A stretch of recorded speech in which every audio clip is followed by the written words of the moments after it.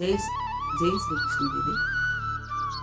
వసుదేవసుతం దేవం కంసచానూరమర్దనం దేవకీ పరమానందం కృష్ణం వందే జగద్గురుం.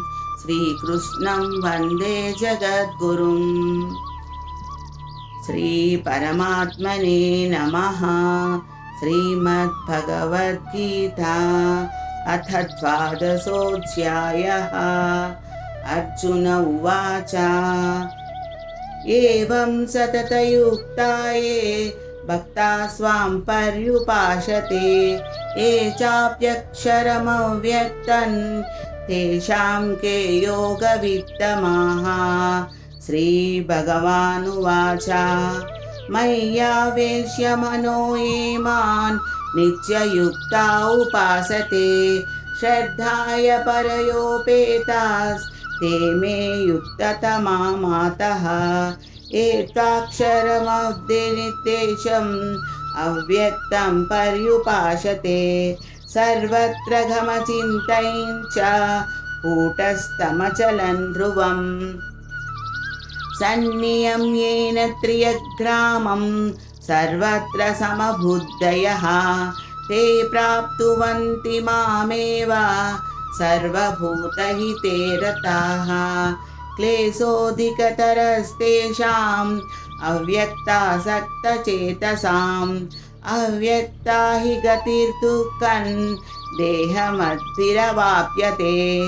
ये तु सर्वाणि कर्माणि मयि सन्न्यस्य मत्परः अनन्यैनैव योगेन मां ध्यायन्त उपासते तेषामहं समुद्धर्ता मृत्युसंसारसागरात् भवामि नतिराचर्धा मय्यावेशितचेतसां.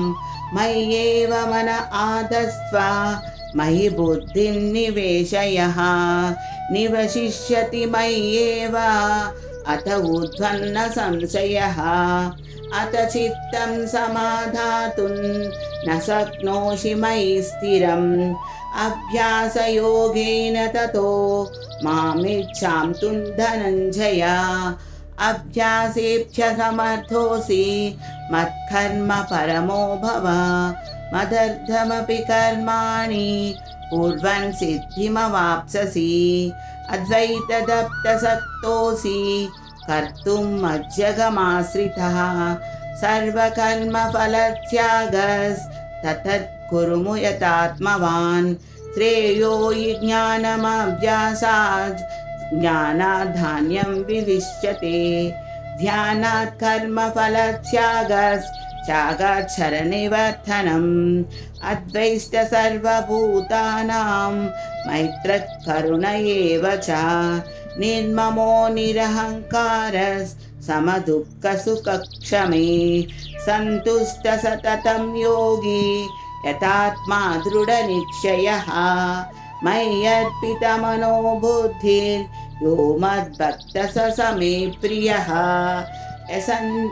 यस्मान्नो द्विजते लोको लोकान्नो द्विजते च यः. हर्षमशमयद्वेगर्मुक्तो यः स च मे प्रियः. अनाप्येक्षस्तुतिर्दक्ष उदासीनो गतव्यदः. सर्वरम्यपरित्यागी यो मद्भक्तः स मे प्रियः. यो न हृष्यति न द्वेष्टि न शोचति न काङ्क्षति शुभाशुभपरित्यागी भक्तिमान्यः स मे प्रियः.